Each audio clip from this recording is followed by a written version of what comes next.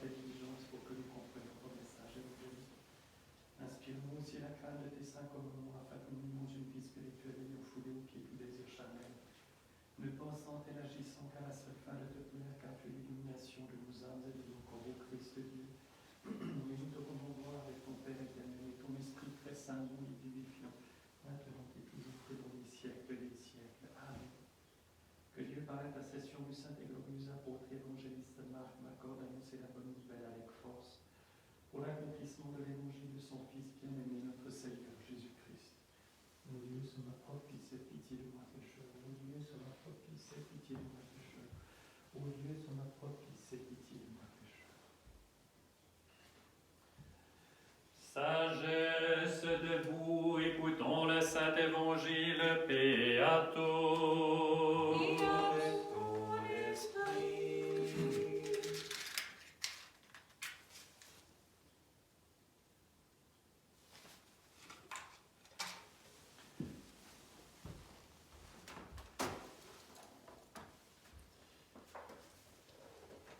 Lecture du très saint évangile selon saint Marc. Gloire à toi, Seigneur, gloire à toi. Soyons attentifs. Le Seigneur dit, si quelqu'un veut venir à ma suite, qu'il renonce à lui-même, qu'il se charge de sa croix et qu'il me suive. Car celui qui veut sauver sa vie la perdra, mais celui qui perd sa vie à cause de moi et de l'Évangile la sauvera. Que sert à un homme de gagner le monde entier s'il vient à perdre son âme? Et que peut donner un homme en échange de son âme? Car celui qui aura rougi de moi et de mes paroles en cette génération adultère et pécheresse, le Fils de l'homme à son tour rougira de lui quand il viendra dans la gloire de son Père avec les anges saints.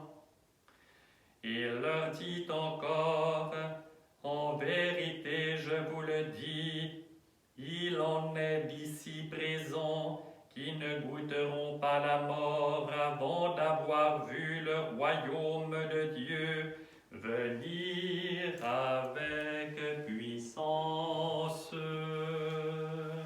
Gloire à toi, Seigneur, gloire à toi.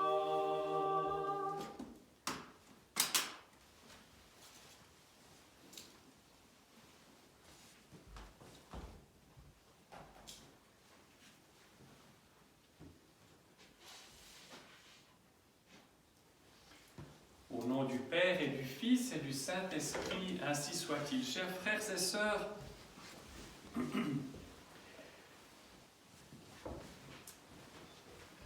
la plupart des chrétiens qui nous entourent célèbrent aujourd'hui Pâques et les orthodoxes, eux, célèbrent le dimanche de la croix, cet arbre planté par les saints-pères au milieu du carême, comme un moment de repos, comme un phare, si vous voulez, depuis le début du carême, et une étape, donc, que lorsque nous nous y apprêtons, à ce moment-là, sous la protection de la croix, eh bien, nous refaisons nos forces au milieu de cet effort du carême pour mieux le poursuivre en essayant de ne pas nous décourager, de ne pas faiblir et de maintenir le cap, jusqu'à accompagner le Christ dans sa passion et vivre avec les saintes femmes et le disciple bien-aimé au pied de la croix, toute l'économie du salut se réalisant et nous prosterner devant sa sainte résurrection.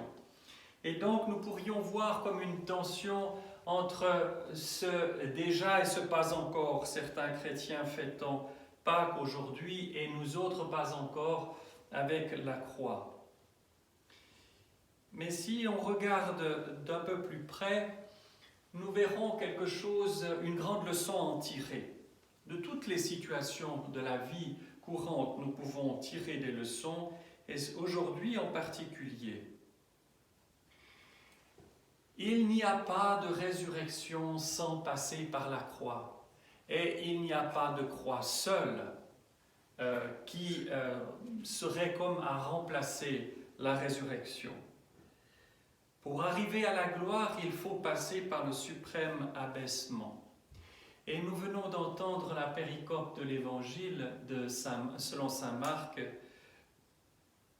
qui insiste sur ce langage différent de celui du monde, qui est celui de la vie spirituelle et de la vie chrétienne, à savoir renoncer à soi-même et se mettre à l'école du Christ. Parce que tout ce que le monde enseigne, présente comme un idéal, comme quelque chose à atteindre, comme quelque chose d'extraordinaire, et d'une façon ou d'une autre marqué du sceau de la mort. Pourquoi cela? Parce que tout simplement, il s'appuie sur les réalités matérielles et passagères, sur les réalités qui passent. Et l'on ne peut faire un absolu de ce qui est empreint de corruptibilité. Les saints-pères nous enseignent bien à renoncer à la corruptibilité pour revêtir l'incorruptibilité. Et cette incorruptibilité, elle ne vient pas de l'homme, elle vient de Dieu seul, qui a tout créé au ciel et sur la terre. Dans l'agitation du monde, on discute des opinions. On est plus ceci ou plus cela. Nous essayons, et d'une certaine façon c'est juste, de trouver les meilleures solutions en s'appuyant sur nos forces peut-être pour résoudre les problèmes. Mais si dans l'approche globale des choses, on néglige la véritable mesure, la véritable direction et le véritable sens des choses, tout cela ne peut que s'effondrer comme un château de cartes. Et il y aura de la frustration, de la colère, de l'indignation, parce que tout cela reflètera la profonde impuissance de l'homme. Il ne s'agit pas de suivre le Christ en gardant la maîtrise encore des choses. Le langage de la croix est très fort. Il nous invite, il ne nous oblige pas, mais il nous invite à la conséquence dans notre vie de foi, c'est-à-dire, encore une fois, de renoncer à nous-mêmes pour suivre le Christ, la véritable mesure de toute chose. Et ça veut dire quoi, renoncer à nous-mêmes? C'est renoncer à ce moi surdimensionné, à cet ego qui se veut le critère ultime de tout discernement. C'est d'accepter que nous sommes petits et faibles, que nous sommes grands devant Dieu et devant l'être humain, devant la création tout entière, que dans une démarche d'humilité, de mise à disposition de nos personnes, d'acceptation du regard posé d'autrui sur nous, d'une remise en question au fond. Il n'est pas question de doute salutaire, comme pensaient les philosophes des Lumières. Il s'agit de confiance, basée, fondée, enrichie et nourrie par l'expérience de l'amour céleste. C'est la vie dans le Saint-Esprit. Nous savons bien qu'il est impossible à l'être humain de connaître l'amour véritable, l'amour céleste, l'amour qui soutient l'univers, s'il ne s'humilie pas devant le Créateur. Nous ne parlons pas de macération, d'autoflagellation, de mépris de soi-même au sens du mépris de la créature,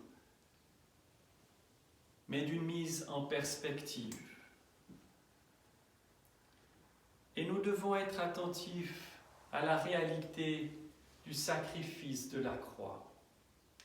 Celui qui est monté sur la croix n'était pas un homme ordinaire. C'est Dieu lui-même. C'est le Verbe fait chair.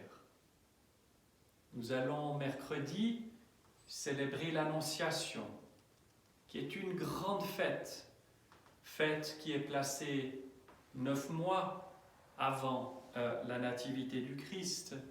C'est ce mystère de l'incarnation, de ce oui de la Toute Sainte qui rend possible ce sacrifice de la croix. Et ce sacrifice de la croix est riche d'une promesse. Il est riche d'une promesse qui s'appuie sur cette réalité de la parole du Christ. J'ai vaincu le monde. Nous n'avons pas à craindre quoi que ce soit. Nous sommes, et je le dis, et en cette période difficile, je le dis, je le répète, nous sommes dans la main de Dieu. Que peut-il donc nous arriver? Nous pouvons perdre la vie, certainement. On n'est pas dans une bulle autoprotectrice de la foi. La maladie, la mort font partie de la réalité humaine. Et nous devons, à des degrés divers, à des moments différents, sous des formes particulières, passer par l'épreuve de la souffrance et de la mort. Tout simplement parce que toutes ces choses-là, toute l'expérience de notre vie, concourt à nous détacher de la matérialité pour nous attacher à l'unique nécessaire, qui est notre âme immortelle. Nous sommes semés dans la corruption, nous allons renaître dans l'incorruption, l'incorruptibilité. Nous aussi, à la résurrection finale, nous allons ressusciter avec un corps glorieux. Nous ne sommes pas de purs esprits, nous avons un corps qui a été donné par Dieu. Mais lorsque nous ressusciterons, à la suite de l'expérience réalisée il y a 2000 ans du Christ, nous serons revêtus de ce corps sans tache, si vous voulez, sans la pesanteur plutôt du mal et du péché. Alors il faut maintenir le cap. Il faut que ce qu'il y a de grand en l'être humain, ce qu'il y a de beau, ce qu'il y a d'éternel, c'est-à-dire les œuvres de miséricorde, c'est-à-dire tous ces grands élans de la pensée humaine, de l'action humaine, soient préservés, soient mis au cœur et par-dessus tout. Nous savons bien qu'il y a dans des moments difficiles de l'existence humaine, je pense là par exemple à l'expérience de la guerre, lorsque des soldats montent au front, il n'est pas question pour survivre de penser à sa petite personne. Il est question de sacrifice. Et nous savons que bien des batailles ont été gagnées par le sacrifice d'un seul. Il n'est pas question là d'héroïsme, il est question d'attention profonde, essentielle à l'autre, à notre prochain. Et le Christ, vous le savez, et c'est les pères qui interprètent cela, a été crucifié parce que la prophétie est tout à fait claire là-dessus. Pourquoi la prophétie parle-t-elle de ce détail? Il a été crucifié hors de la ville. Et les saints pères interprètent cela comme le fait que le sacrifice du Christ est universel, ne s'attache pas au salut d'un seul peuple. Quand Dieu a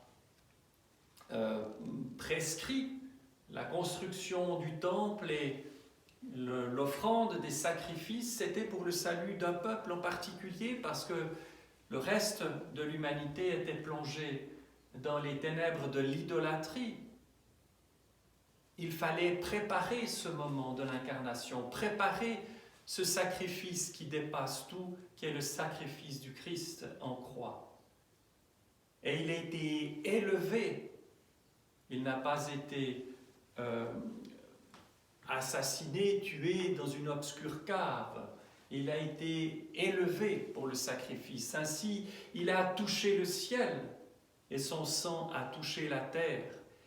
Et nous voyons, et c'est un signe que les saints-pères mettent, ou soulignent plutôt, que la rédemption touche l'être humain certes, mais toute la création, la terre, l'univers entier, toute créature est touchée et gratifiée du sacrifice unique du Christ. Et ce sacrifice a cette vertu de nous libérer du péché, de nous libérer de la mort. Le Christ, en descendant, en mourant sur la croix, en descendant en enfer, en sortant victorieux comme Dieu, n'oublions jamais qu'il sort du tombeau aussi en tant qu'homme.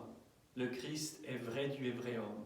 Et c'est à travers ce déchirement extraordinaire de l'enfer, cette destruction de l'enfer, ce surgissement de la vie divine, par la puissance de la force divine, eh bien, la nature humaine, unie à la divinité, sort à son tour du tombeau.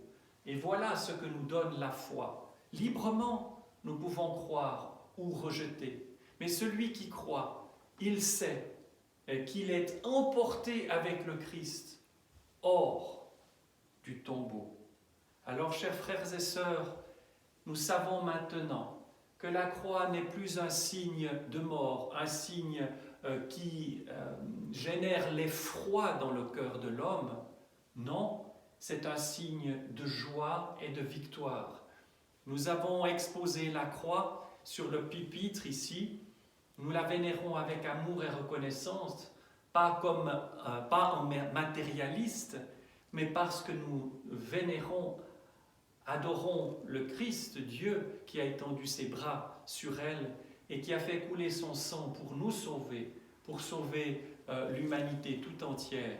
Et voilà pourquoi nous mettons la croix au sommet de nos montagnes, au sommet de nos églises, que nous la portons autour du cou et lorsque nous la recevons au baptême, que nous l'inscrivons sur notre corps en faisant le signe de la croix. C'est la terreur des démons parce que c'est le signe de leur défaite. Au nom du Père et du Fils et du Saint-Esprit, ainsi soit-il.